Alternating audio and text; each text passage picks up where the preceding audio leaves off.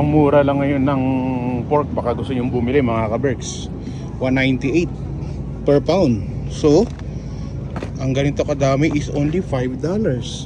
Mas mura pa kaysa dun sa binibilhan ko, diba? Pag medyo malaki talaga, $7. Diba parang more than 50% off? Bili na.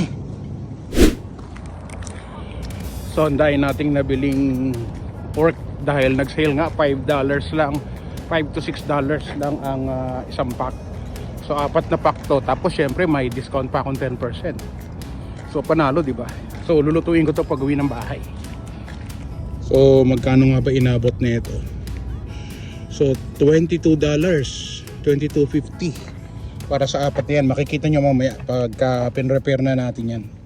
Yun yung pinaka-advantage mo pag nagtatrabaho ka sa isang supermarket o isang store. Dahil pag nagkaroon sila ng sale, syempre ikaw yung unang-unang makakaalam. Karamihan nga ng mga namimili rito, usually pagka sale, yung mga nagtatrabaho mismo dito para makatipid sila. Saan ka naman makakakita na nakabili ka na ng murang karne at the same time may 10% discount ka pa? Talagang panalong-panalo ka na nun. Naghiwa nga rin pala ako ng carrots at saka potato. Gagamitin ko sa lulutuin ko mamaya. Siguro mga 2 o 3 araw na naman namin tong stocks dito sa bahay. Saka yung iba dito, babaunin ko na rin sa trabaho. Kaya malaking tulong tong karne na to. At the same time, malaking tipid na rin to para sa aming mag-ama. Maganda pa yung klase ng karne na to. Talagang fresh na fresh pa siya. At the same time, prepare na natin at hiwain na natin tong mga karne na to. Gagamitin nga natin to sa lulutuin natin ngayong araw. Isang pack pa lang tong nahihiwa ko, isang katutak na. Pero ang gagawin ko 2 pack talaga para pang 3 araw namin mag-ama. Masarap to sa mga may sarsa kagaya ng menudo, apritada, kaldereta, mechado, di ba? O kaya nilaga, adobo. Masarap din to na ibabad sa toyo tapos sa kalamansi overnight. Tapos kinabukasan iihaw mo. Naku, sarap nun. Ang dami pala nung 2 pack ko. Busog na naman kami mag-amang anak ng tipaklong mamaya. Lutuin ko lang muna tong carrots at saka tong patatas.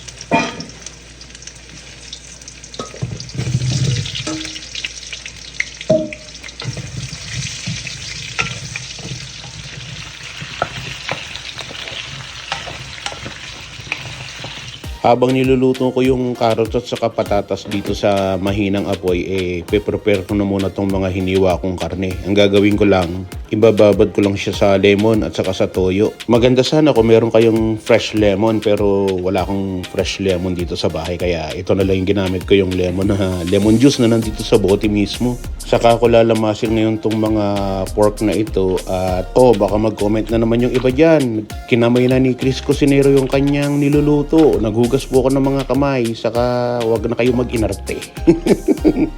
Anyway, gusto ko kasi kinakamay itong mga ganito para talagang manuot yung mga yung marination niya dito sa karne mismo. Saka luto na rin yung mga carrots sa patatas. So hanguin ko na to saglit. Baka sabihin nyo, bakit ang dami mong gulay na inilagay dyan sa lulutuin mo? Mahilig kasi ako sa carrots na yan. At mahilig naman si Angelo sa mga patatas. Dito sa pinaglutuan ko ng patatas at carrots, dito ko na rin lulutuin itong ating karne. Wala nang hugas-hugas dito sa ating kawali, no? Pagising sa umaga, abala na si Alma. Sa kusina pa lang, laban na ang drama. Nag-iinit ng kawali, kape'y nakahanda. Para sa anak at pamilya, lakas ang puhunan niya. Almusal ang sandata para sa maghapon. Hindi ko na nga rin pala yung ginisa sa bawang at saka sibuyas. Lagay na lang natin itong sibuyas dito. Tapos timplahan natin kung ano yung mga panimpla natin na available dito sa bahay. Lagyan natin ng paminta, ng bay leaf. Tapos lalagyan ko rin ng isang maliit na kanang tomato sauce at saka isang maliit na kanang tomato paste. Crispy Cusinero, di lang basta cook, isang ama na handang isugal ang lahat. Sa bawat halo may ligaya at lungkot, pero pamilya ang laging dahilan ng lakas. Chris Cusinero, may puso. Pagkatapos nga na mahalo ko na lahat ng mga nilagay natin mga ingredients dyan sa ating pork, lagyan ko naman ng 1 basong tubig kasi pakukuluan natin yan. Palalambutin ko yan in low heat naman. Kanina nga pagdating ko, nag-prepare na ako kaagad nung karne at niluto ko na. So ngayon habang pinapalambot ko yung ating karne, mag-ayos naman ako sa sarili ko. Mag-relax naman ako. Sakit nung mga paa ko, saka mga hita ko. Dahil nga sa bigat ng trabaho natin ngayong araw, ang dami ko talagang dinisplay ng mga milk saka eggs ngayon eh. Sobrang dami kasi doon sa likod sa cooler. Madalas na kapag umuwi ako ng gabi at walang stock na ulam dito sa bahay, talagang nagluluto pa ako kahit gabi na. Kailangan ko kasi na maluto na ngayong gabi. Ayoko nung bukas pa kasi minsan pagka alas 9, alas 10 na ako nagising, rush na. So wala na akong time para makapagluto pa, kaya ngayong gabi kahit na medyo mapuyat ako ng konti. Total tanghali pa naman yung gising ko kinabukasan. Okay lang yon, at saka gusto ko kahit papaano may prepare na kaming almusal ng anak ko pagka tanghali na kami nagising bago pumasok sa trabaho. Siguro mga more than 30 minutes ko na itong pinapakulo, no? So medyo malambot na yung mga karne. Nakita ko yung ibang taba natanggal na dito sa laman niya. Lagyan ko naman ngayon ng peanut butter para maging creamy yung sauce nung akin nilulutong ulam ngayong araw. Ay, hindi pala ngayong araw, ngayong gabi pala. So nilagyan ko lang yan ng peanut butter, tapos lalagyan ko naman ngayon ng cheese whiz. So yun nga yung mga pampalasa na talagang ginamit ko para sa niluluto ko ngayong araw. Tomato sauce, tomato paste, peanut butter, at saka cheese whiz. Maya-maya pa ilalagay naman natin yung pinrito natin kanina na carrots at saka potatoes. Total malambot na yung mga karne na yan. Konting kulo na lang yan para palambutin naman yung mga carrots and potatoes natin. Haluin ko na rin.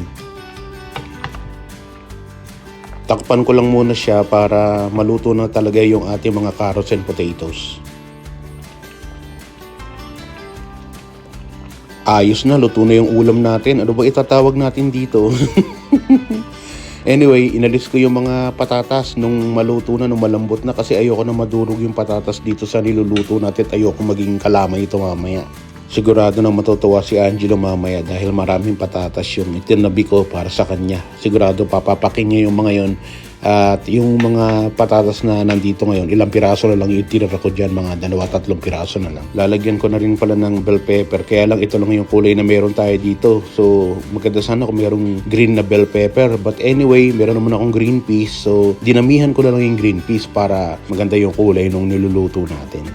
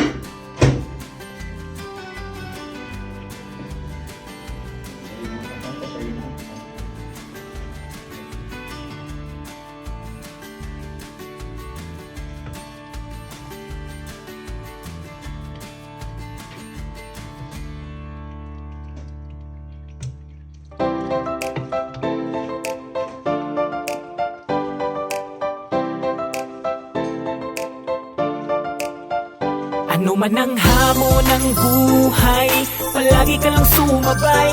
Piliin mo laging sumaya. Kay Chris Cusinero panalo ka. Di lang pagluto at sa kusina, sa adventure ay kasama. Sa lugar na kakaiba, halika na.